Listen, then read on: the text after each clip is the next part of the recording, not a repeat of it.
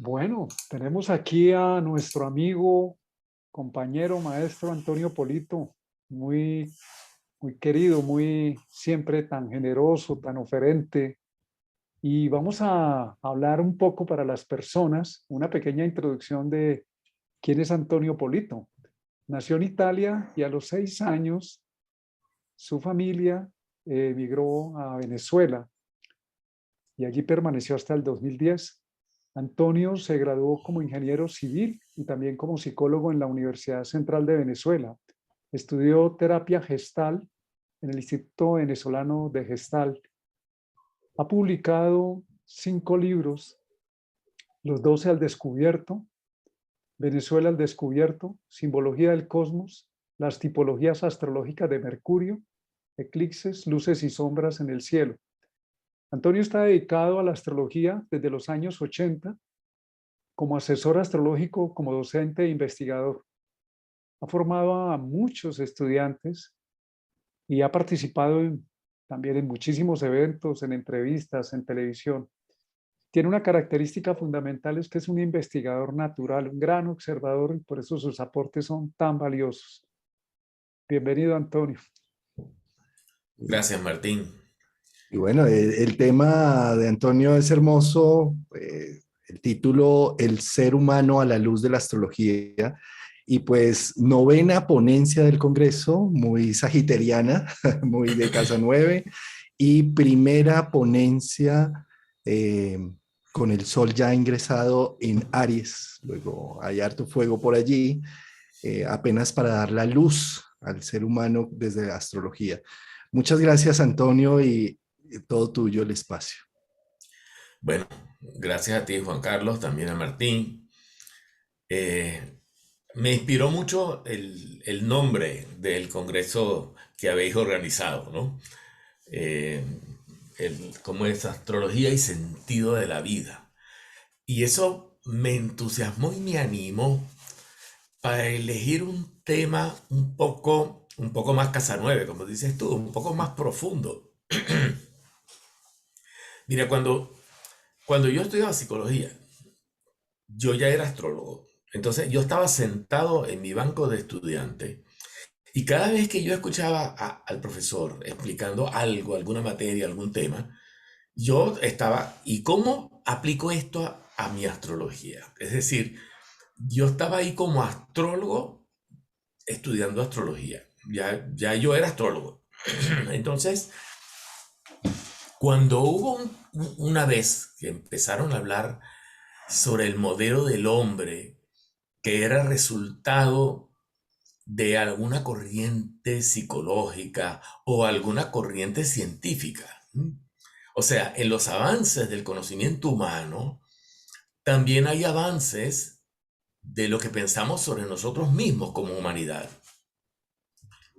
Voy a poner dos pequeños ejemplos y después me detengo en el ejemplo de la astrología.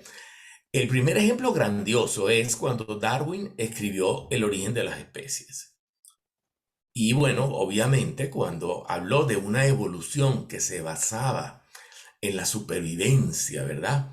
En el desarrollo de destrezas para poder sobrevivir, para poder ser mejor que el otro y para que la especie tenga más poder y más capacidad de mantenerse, pues ese mecanismo hizo que el hombre evolucionara, desarrollara elementos como el pulgar que se opone a los otros dedos, cosa que no tienen los simios, etcétera, etcétera, etcétera. Pues no voy a entrar en detalles, pero eso cambió la percepción del ser humano, ¿entienden?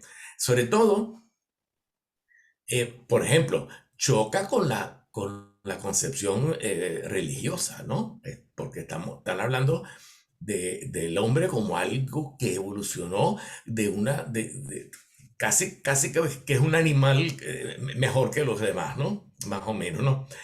Claro, obviamente, eso cambió y se corrigió y entraron otras corrientes. Cuando llegó Sigmund Freud y introdujo su psicoanálisis, y estoy dando pasos gigantescos porque no quiero detenerme en esto, y habló del inconsciente y habló de que en el ser humano había algo oculto, profundo, que influye en su conducta y que eso, ese campo llamado inconsciente, si representamos un iceberg, la parte del iceberg que está fuera del agua es la conciencia. Y la otra parte, que es enorme en comparación con la que está afuera, ¿eh? es el inconsciente. Y el inconsciente es mucho mayor y mucho más profundo y mucho más, tiene unos contenidos enormes. Y nuestra vida está muy sujeta a lo que pasa en esa parte profunda escondida. Entonces ya el hombre no era solamente conciencia, razón, también tenía impulsos que no sabía de dónde aparecían. Entonces el hombre fue cambiando. Pues bien, si nosotros empezamos a aceptar la astrología y la entendemos, la comprendemos y la desarrollamos, también va a cambiar lo que pensamos sobre el ser humano.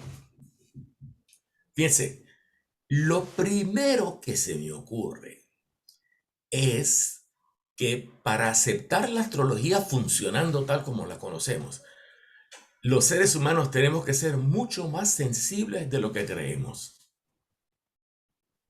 Porque lo que nos aportan los astros no es que el astrólogo nos lo revela, sino que ya nosotros lo estamos percibiendo. Es decir, si yo tengo un tránsito de cualquier planeta, yo ya lo estoy sintiendo porque me afecta. O sea, algo en mí lee lo que hay ahí arriba. Si voy al astrólogo y el astrólogo me monta la carta y lo ve y me lo cuenta y me da detalles, perfecto, gracias, me aclara cosas, me lo hace ver mejor. Pero aquello sucede independientemente si el astrólogo interviene o no interviene. O sea, estamos de alguna manera sujetos a un ritmo cósmico, que es como una música, y nosotros aquí en la Tierra bailamos esa música, porque respondemos a ese ritmo. Entonces, lo primero es que para aceptar la astrología, el modelo del hombre tiene que ser un ser muy sensible, que tiene sensibilidad que no conoce. Luego, otro punto importante es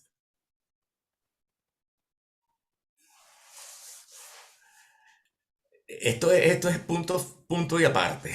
Otro punto es, y me perdona que a veces me detengo porque aquí tengo algunas notas que tengo que mirar porque si no me olvido. El otro tema es que ver la astrología como un fenómeno. Nosotros a veces nos preocupamos porque si la astrología es una ciencia, no es una ciencia, es un cuerpo de conocimientos. Perfecto, es bueno pensar en eso. Pero si vemos a la astrología como un fenómeno, es innegable. ¿Qué fenómeno? Según el diccionario, lo tengo aquí, manifestación de una actividad que se produce en la naturaleza y se percibe a través de los sentidos.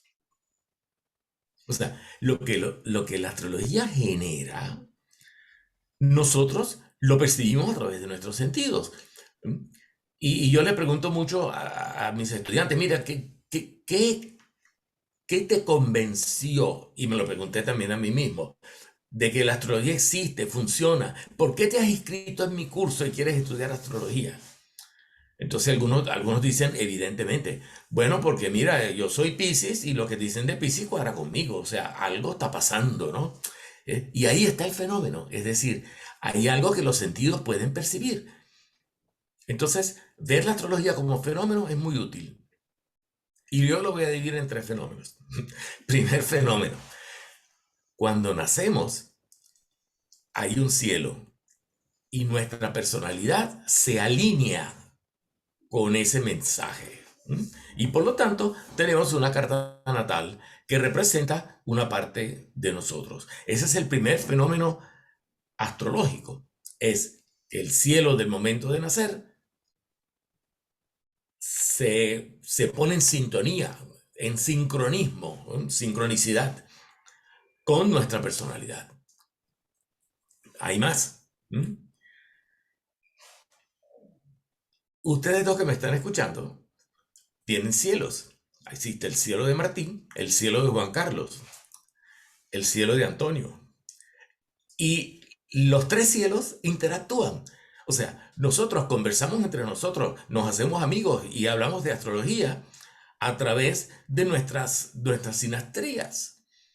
O sea, los planetas de nosotros son algo así como los lazos que nos permiten vincularnos. O sea, que existe otro fenómeno astrológico, que el cielo que tú portas, llevas contigo, interactúa con el cielo que lleva otra persona. Y entonces interactuamos a través de nuestros cielos. Caramba, no somos sensibles, somos muy sensibles. Porque si ustedes no me lo dicen, es capaz que yo no sé que sí no son. Pero mi carta natal reacciona de acuerdo a la carta que ustedes proponen. Y esa interacción es diferente que si me conecto con otra persona. Pero si estudio la sinastría lo veo y entiendo por qué. Entiendo por qué tenemos esto, por qué tenemos esto otro. Entonces, ese es el segundo fenómeno astrológico. Y el tercero es muy fácil, es el de los tránsitos. Es el que nos permite hacer pronósticos. O sea, el cielo de hoy está interactuando con nuestra carta natal. Por lo tanto, también somos sensibles a lo que está ahí arriba. Entonces, fíjense qué interesante para resumir.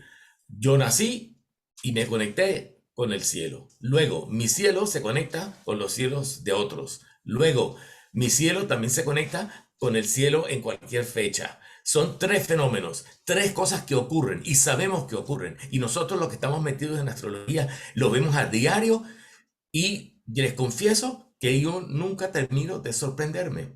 Me sigo sorprendiendo cuando veo unas coincidencias y digo, caramba, esto es increíble, pero ahí está el tránsito que hizo que me pasara tal cosa, por ejemplo.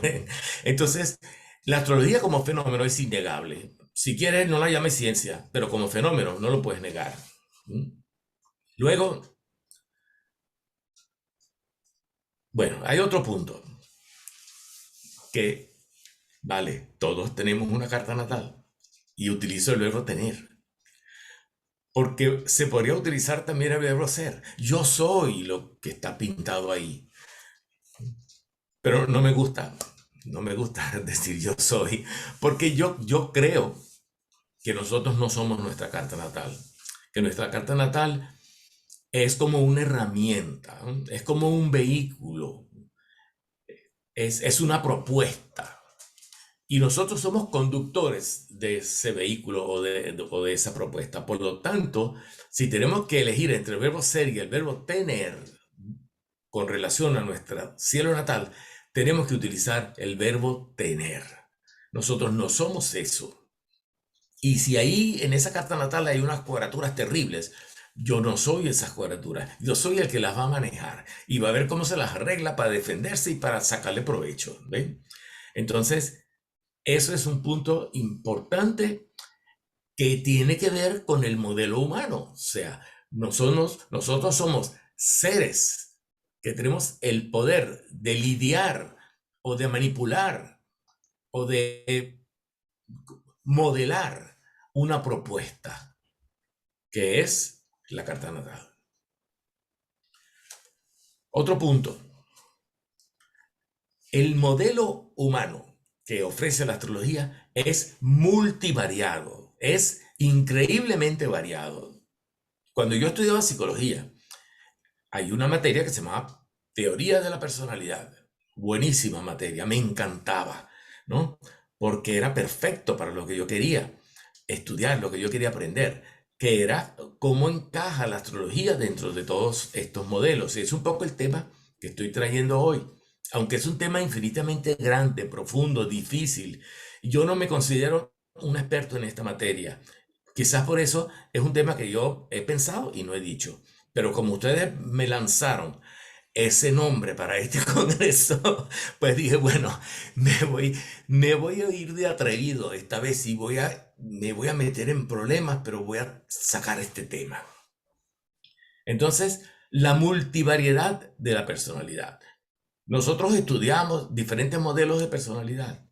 Estudiamos el modelo The Big Five, que son 5 rasgos de un que no recuerdo los detalles, el modelo de los 16 rasgos de otro psicólogo, y bueno, pues, muchos modelos. Inclusive podemos decir que Carl Jung, cuando habla de los 4 tipos psicológicos, también lanza un modelo de 4 tipos psicológicos. Es un modelo de personalidad. Bien, el modelo astrológico es complicadísimo. Es mucho más organizado, tiene más partes, tiene más variables, mucho más organizadas y estructuradas que cualquiera de los modelos que ofrece la psicología. Es bastante complejo. Yo creo que es un tesoro que nosotros los astrólogos deberíamos limpiar, cuidar, acomodar y valorizar. Pensaba poner algunos ejemplos, pero se me acaba el tiempo. Voy a seguir adelante, pero es muy fácil poner ejemplos de lo variable que podemos ser los seres humanos, en la forma como pensamos, en la forma como nos vinculamos, en la forma como hablamos, etcétera. Es increíblemente variado, porque solamente en la forma de comunicar tenemos 12, la casa 3 puede estar en 12 signos, más los planetas que estén presentes o no presentes. Entonces, el modelo es bastante más complejo. Es verdad que es un modelo que vale la pena revisar. Es un modelo cíclico, además. Otra cosa, el poder del símbolo. O sea, el ser humano tiene la capacidad de reaccionar ante el símbolo. Y no solo de reaccionar, sino también de proponer, de impulsar. Es decir, nosotros utilizamos los símbolos como forma de presionarnos los unos a los otros. O sea, si yo vendo hamburguesas y hago la fotografía de una hamburguesa y la pongo en la puerta de mi pequeño restaurancito y la pongo toda jugosa, bonita, con la salsa y el jugo, pues eso no es una hamburguesa, es un dibujo de la hamburguesa. Pero probablemente ustedes pasan por ahí, la ven y les dé hambre y vienen a mi negocio. Es decir, yo con una imagen que es un ejemplo, estoy poniendo un ejemplo muy simple, estoy proyectando un símbolo, es decir, un elemento que significa a otro y que tiene poder aunque no es el otro. O sea, el retrato de la hamburguesa no es la hamburguesa, pero tiene el mismo poder que la hamburguesa. Le falta que le ponga olor para que sea más fuerte todavía. Y resulta que funciona. Funciona tanto que los puede hacer detener, entrar y pedir la hamburguesa. O sea, el símbolo es poderoso. Entonces, caramba, no nos tenemos que poner a buscar nosotros los astrólogos una causa de radiaciones electromagnéticas, explosiones solares, mareas y cosas de esas para explicar la astrología, pero si ya el símbolo nos habla y es potente. Entonces, para, digamos, entrar en el mundo de la astrología o en el mundo del ser humano, porque estamos hablando del hombre, tenemos que aceptar y entender el poder del símbolo y utilizarlo en nuestra, pues en la estructuración de nuestro conocimiento. O sea, la astrología es una ciencia dentro de cuyos elementos está contemplado la existencia de la fuerza que tiene el símbolo, que es muy diferente que si estuviera hablando de física y dijera que el sistema solar se entiende y se explica porque existe una fuerza que se llama fuerza de atracción gravitacional. Es otra cosa. También existe y también funciona y se toma en cuenta para estudiar la física. Nosotros utilizaremos la fuerza del símbolo para estudiar y para entender la astrología. ¿Ven? Otro punto es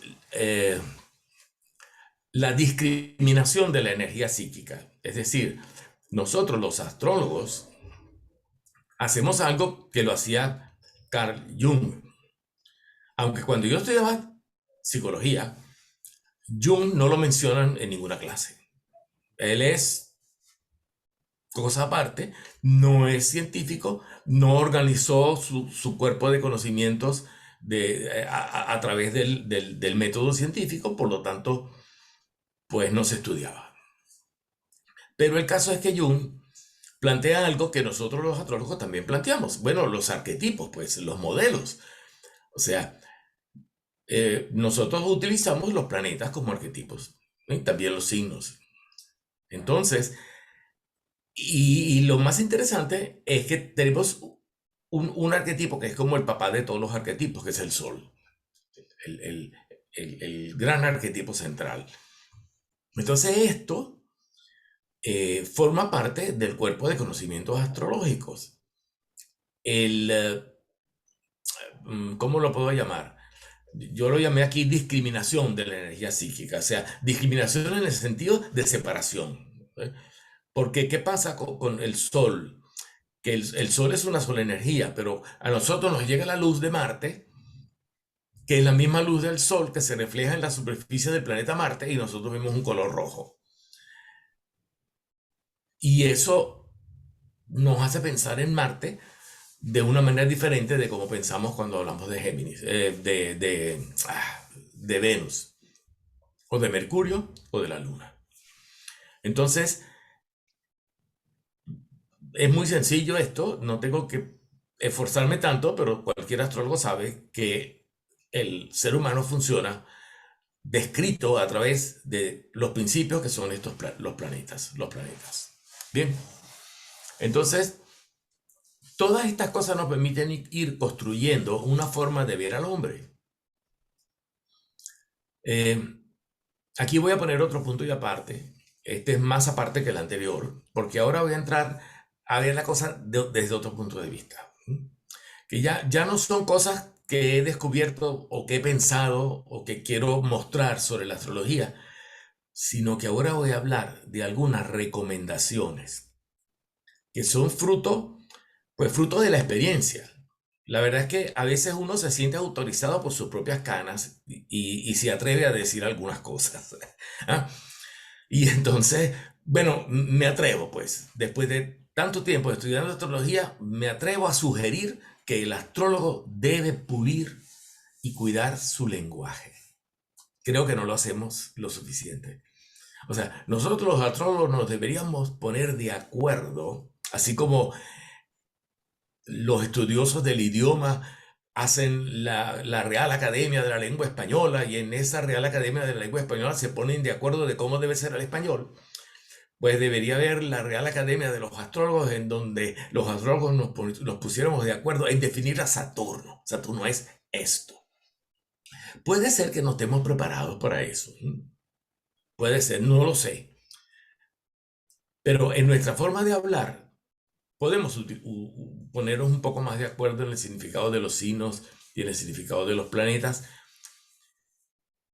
Y esto es un tema difícil, yo lo sé. Porque cuando la mente estudia a la mente, se estudia a sí misma, es dificilísimo. Es dificilísimo. Aquí pasan cosas como lo que decía el principio. Ay, caramba. Que no se sabe el átomo cómo es si se sabe dónde está. Y si se sabe dónde está, no se sabe cómo es. El principio de incertidumbre de Heisenberg, algo así. Heisenberg, exacto. Entonces, gracias. Entonces, nosotros, cuando pensamos sobre algo, influimos en eso sobre lo que estamos pensando.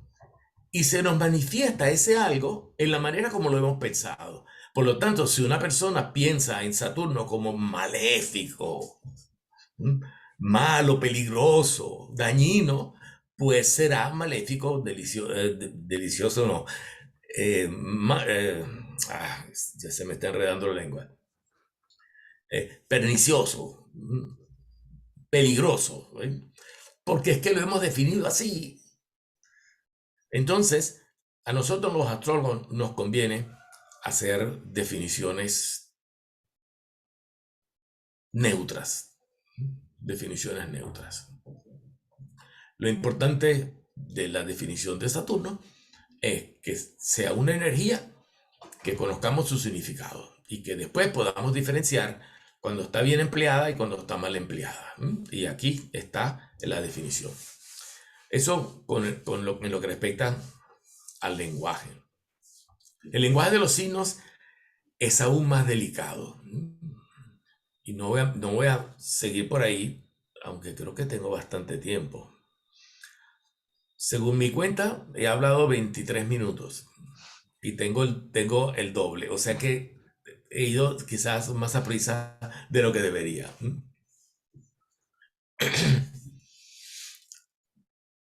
El significado de los signos es más delicado y voy a explicar por qué. Porque nosotros estamos demasiado acostumbrados a que cuando queremos hablar del símbolo cáncer, buscamos todas las características de la persona que tiene el sol en cáncer. Y resulta que cualquier persona tiene todo el zodíaco completo. Y que cuando queremos diferenciar solamente el signo cáncer, tenemos que pensar en la persona que tiene sol en cáncer solamente cuando tiene una conducta solar. O sea, tenemos que encajar el signo cáncer con el sol en cáncer, porque si ese sol en cáncer tiene Marte en Sagitario, entonces la parte Marte de este señor funciona con el signo Sagitario, aunque él es sol en cáncer. Entonces, si yo quiero describir a cáncer, tengo que ver una persona y verle solamente el sol. Dificilísimo, ¿no? Aislar variables en astrología es dificilísimo. Eso se estudia en psicología experimental. Si quieres estudiar una variable, la tienes que aislar. Y en astrología es muy difícil. ¿Cómo hago yo a tomar una persona y le digo, mira, sé solamente sol? Los astrólogos, con nuestra ciencia tan compleja, vamos a tener problemas que resolver. Y muy importantes y a veces bastante difíciles. Pero creo que hay manera de enfrentarlo. Yo creo que nosotros podemos estudiar las personalidades zodiacales, que fíjense, le estoy cambiando el nombre.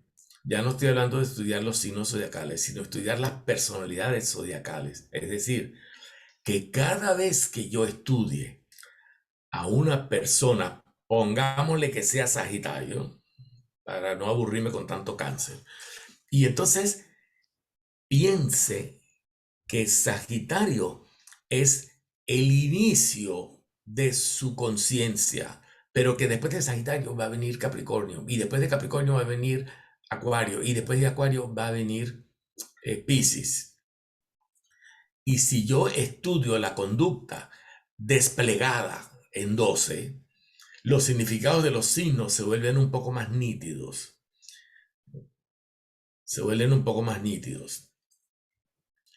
De manera que cuando estudiamos, por ejemplo, el signo Sagitario y vamos al sector número 3, o sea, 1 en Sagitario, 2 en Capricornio y 3 en Acuario, nos damos cuenta que en la posición 3, Sagitario está mostrando a Acuario, ya no está mostrando a Sagitario, porque Sagitario está en la posición 1.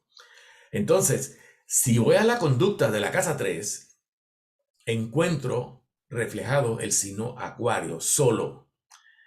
Es difícil porque Urano va a estar en un signo, en otro, y eso también influye, porque Urano, regente de Acuario, puede tener aspectos con otros planetas, y eso también me puede confundir, porque habrá muchos Uranos diferentes.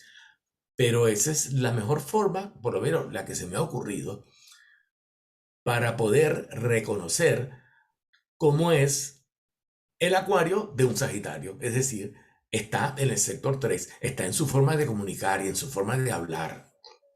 De hecho, los Sagitarios son expertos en el lenguaje. Le voy a poner 3 ejemplos de personas Sagitario. 3 ejemplos de personas Sagitario que son cantantes, por lo tanto usan el lenguaje y lo usan de una manera que todos hemos escuchado. Miren, Frank Sinatra, cantante de signo Sagitario, es famoso porque aparte de tener una buena voz y cantar bonito y muy bien entonado y todo, tiene una pronunciación y lo que llaman la dicción del inglés perfecta. Se le entiende todo lo que dice, sílaba por sílaba. Eso significa conocer un idioma profundamente y en detalle. ¿Sí?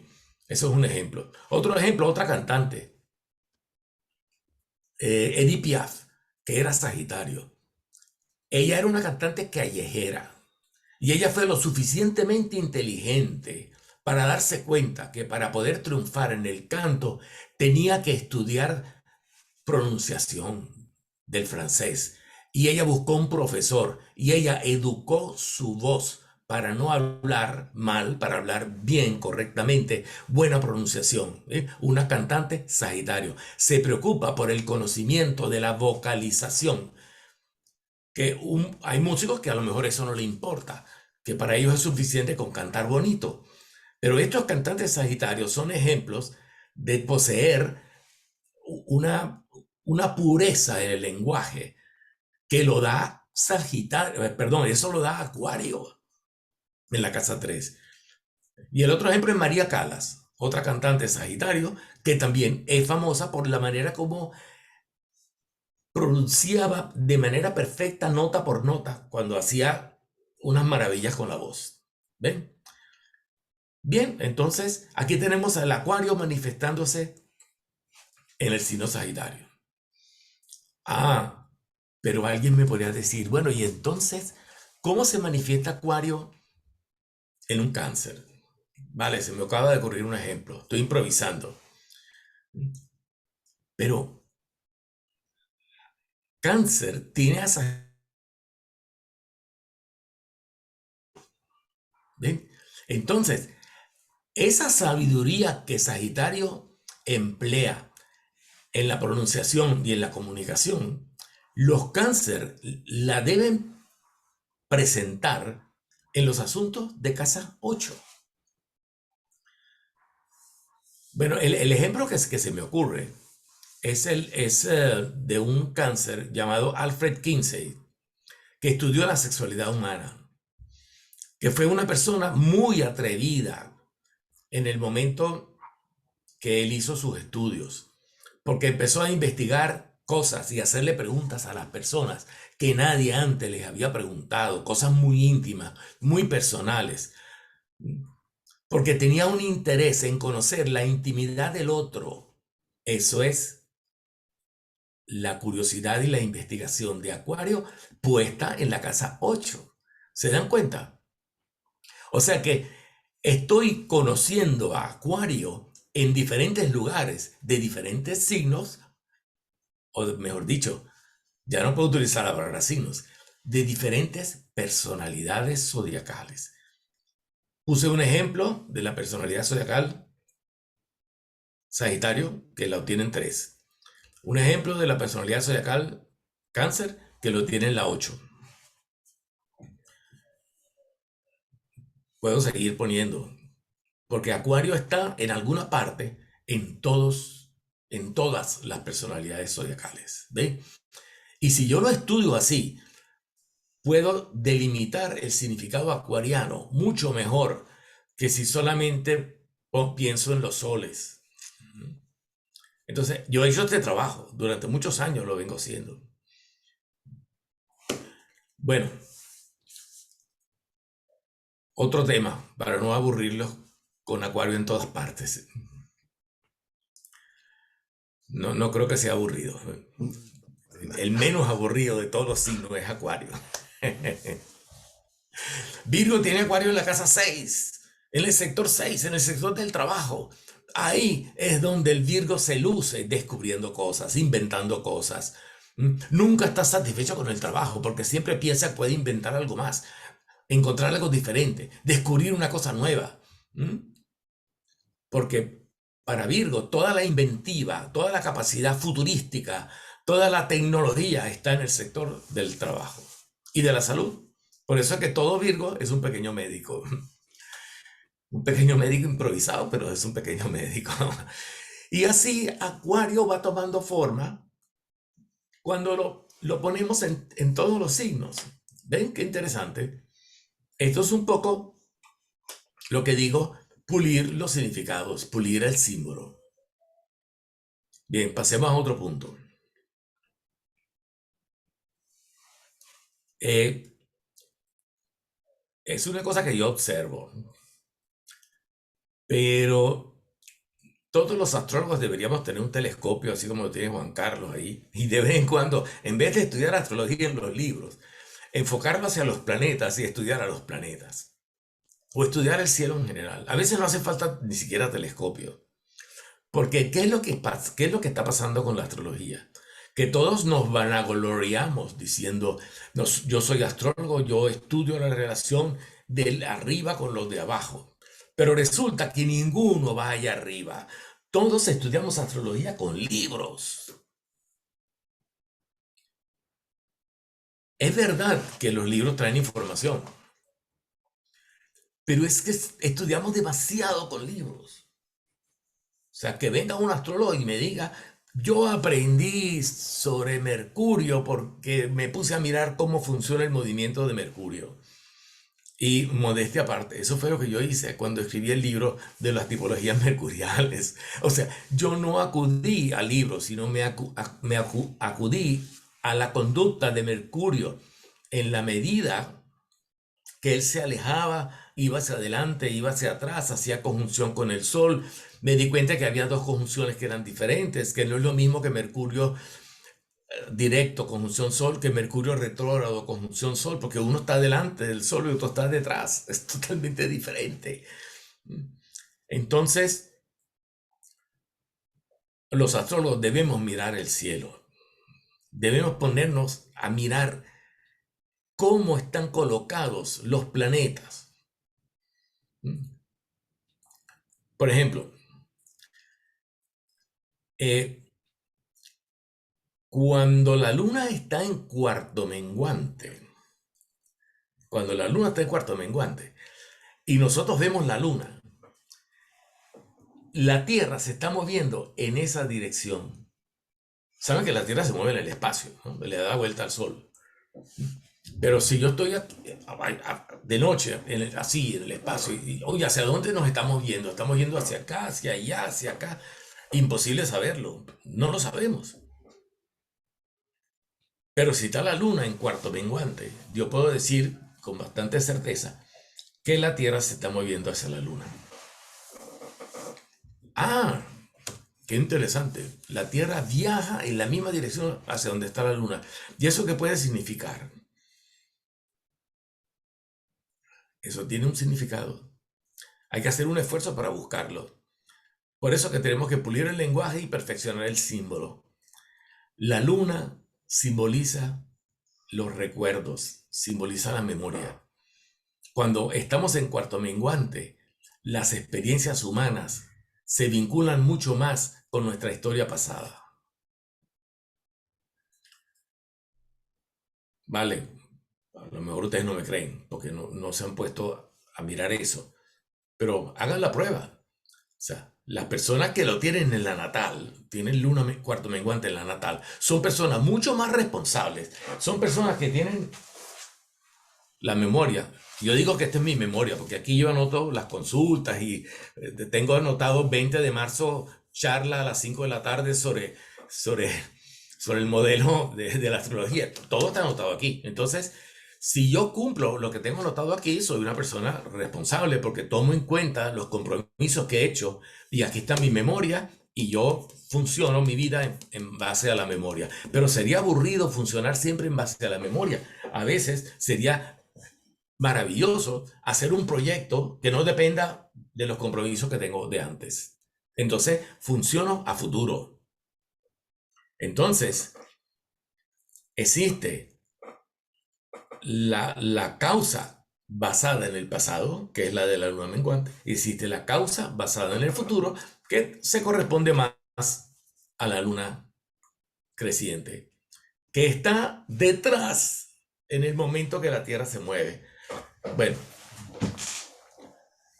puede que esto sea un poco difícil de visualizarlo y les estoy simplemente diciendo algo que se puede hacer.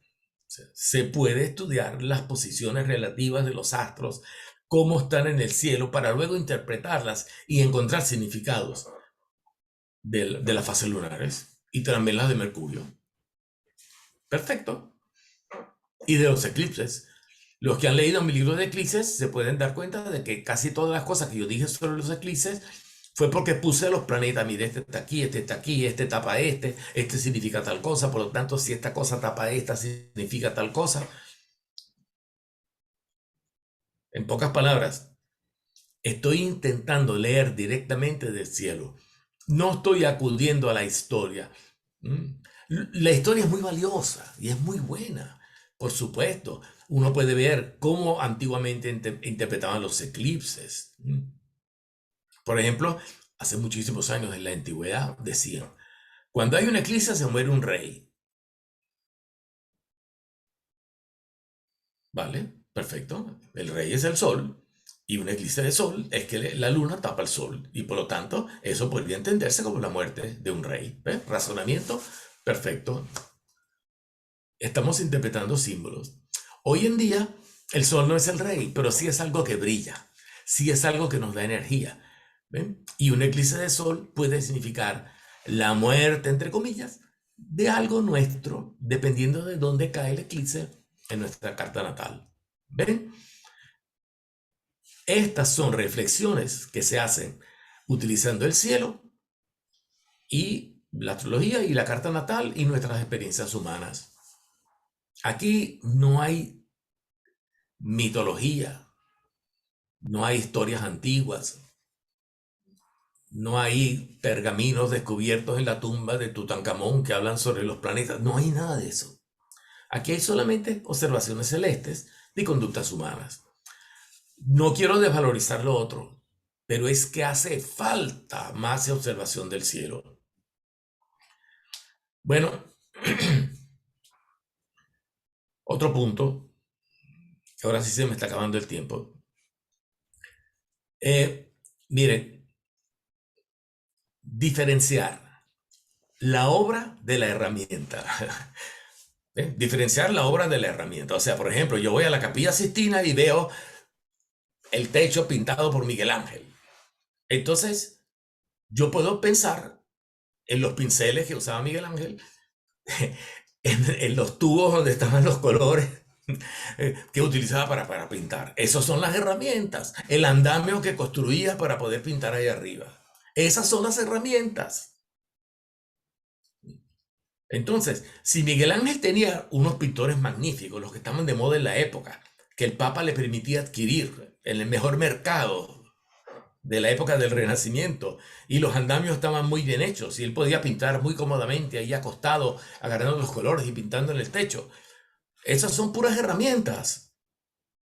Entonces, ¿por qué yo hablo de esto y diferencio la herramienta de la obra? Porque, amigos míos, es muy interesante, pero es que la carta natal es solo la herramienta. Y nuestra vida es la obra. Nuestra vida es la obra. Entonces, es que yo tengo Saturno en la casa tal y que por eso todo me sale mal. Mira, esa es tu herramienta. No es la mejor. Perfecto, arréglatelas. Pero hasta con las uñas se puede pintar. Me acuerdo cuando fui a las cuevas que hay aquí en Cantabria, en el norte de España, en Santander, en Cantabria, que fui a ver la cueva de Altamira y otras cuevas. Decían que el hombre primitivo a veces pintaba escupiendo, es decir, se ponía en la boca, se ponía la pintura, ponía la mano sobre la pared de la cueva y escupía, ya quedaba la mano pintada. Esa es una herramienta.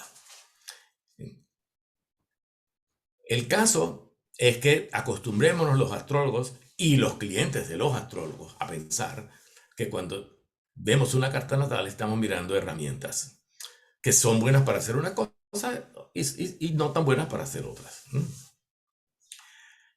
Y por último, consecuencia de estas cosas, y voy a terminar exactamente a los 45 minutos, por último, vamos a hablar del destino, porque por supuesto a los astrólogos nos interesa el tema del destino, pero caramba, es que hablamos de un destino y los destinos son muchos. Miren, yo tengo un destino por haber nacido en Italia. Eso manda sobre algunas de mis conductas. Algunos dicen que hago muy bien los espaguetis, por ejemplo. Hay un destino que tengo por haber vivido 50 años en Venezuela. Claro que sí. En Venezuela yo aprendí muchas cosas sobre astrología. Venezuela es uno de los países que recibía astrólogos del mundo entero porque tuvo una gran captación de cerebros que venían de Argentina, de Brasil, de Europa, inclusive hasta de los Estados Unidos. Había una astróloga americana que daba cursos en Venezuela. Por lo tanto, yo me alimenté de muchos astrólogos. Qué bueno que pude estar en Venezuela durante 50 años y muchas otras cosas más. Después tengo otro destino por haber nacido en la familia Polito. Mi padre, mi madre son un destino familiar. ¿Entiendes? O sea, que si seguimos así, podemos pensar que tengo un destino por mi carta natal. Y tengo otro destino por haber vivido en el siglo XX. Y tengo otro destino por estar ahora en este momento en España y no en Ucrania, gracias a Dios. ¿Entiendes? Entonces, los destinos son muchos. Y hay algunos que son muy personales y otros que son más colectivos. Entonces, cuando nosotros estudiamos astrología, debemos preocuparnos por el destino que nosotros podemos hacer. Y algunos preguntarán, ¿ay, ese existe? ¿No está todo afuera? Pues sí existe un destino que está solamente en nosotros como seres humanos. ¿Mm? Es el destino que hizo que Miguel Ángel hiciera una obra maestra pintando la Capilla Sixtina, con unas herramientas que no sé si eran las mejores o las peores. Él utilizó su conocimiento y lo desarrolló al máximo. Entonces, ¿qué significa? Que había un destino que estaba en la carta natal de Miguel Ángel Buonarroti, pero que con ese mismo destino nacieron otros, otros seres humanos en Italia y en otros países, y que el único que se convirtió en el pintor capaz de desarrollar aquello fue Miguel Ángel. Es decir, él condujo esa propuesta, esa herramienta a su máxima expresión. Entonces, no nos podemos olvidar que sí tenemos algo en nuestra mano. Y eso yo lo llamo destino forjado, porque se forja, se construye, se hace. Y me encanta la palabra forjado, ¿por qué? Porque para poder funcionar la forja, hay que golpear sobre el hierro. Y el hierro son las costumbres, son esas cosas que tenemos arraigadas, que son muy duras, muy fuertes, y cuesta cambiarlas, cuesta transformarlas. Por eso todos creemos que existe un destino implacable. Pues este destino no es implacable, te digo cómo se resuelve. Primero se pone al rojo vivo, y cuando esté al rojo vivo, dale duro.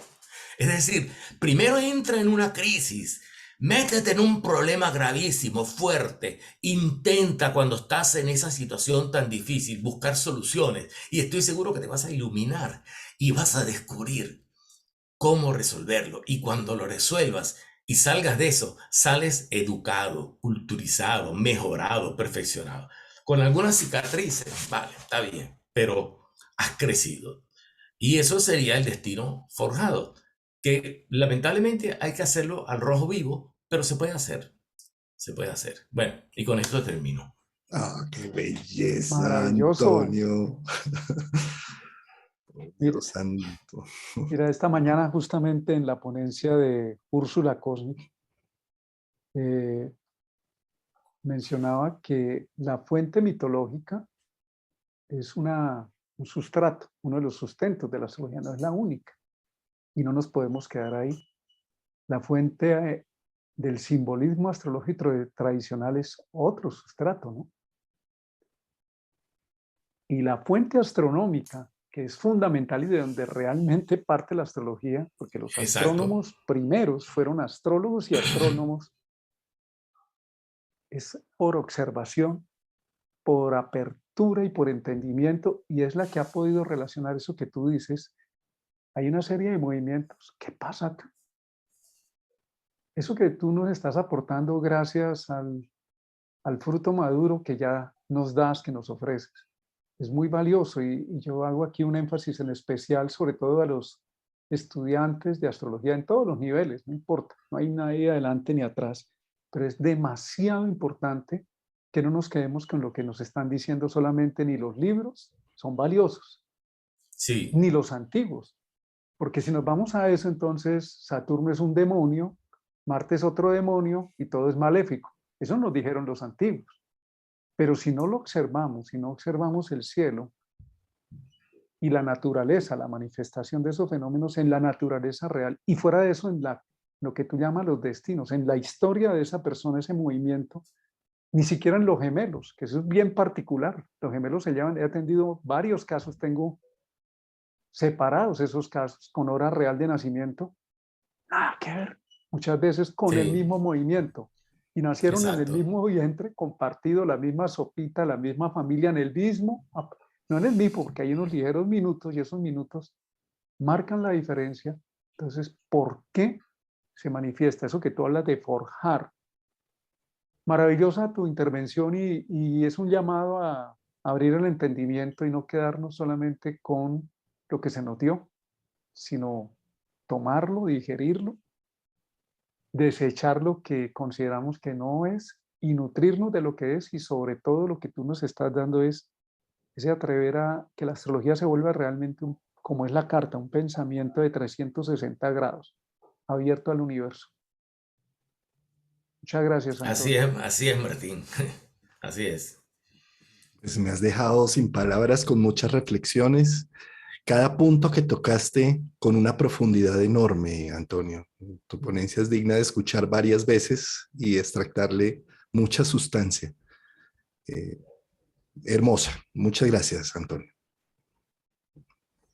Muchas gracias, Antonio, por esas Pues me observaciones alegro, naturales, por me mostrarnos un alegro. camino.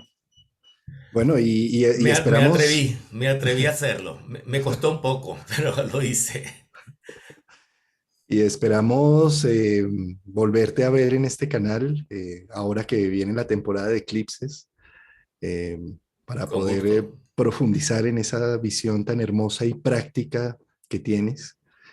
Eh, y bueno, pues primera ponencia del año en curso, año astrológico, sin duda marcó la pauta ariana. Qué bien, qué bien. Bueno, mis queridos amigos, nos vemos en 40 minutos con Rafael Aragón, que nos viene a nutrir también con esa sustancia de Saturno. Eh, por Telegram ya en unos minutos reciben la información. Y bueno, en un mes yo creo que nos vemos otra vez, Antonio, por estos lados con estos micrófonos acá activos para ti. Eso es. Un abrazo. Un Vale, abrazo, abrazos. Antonio. Muchas gracias. Abrazos a todos los que nos escuchan también. Exactamente.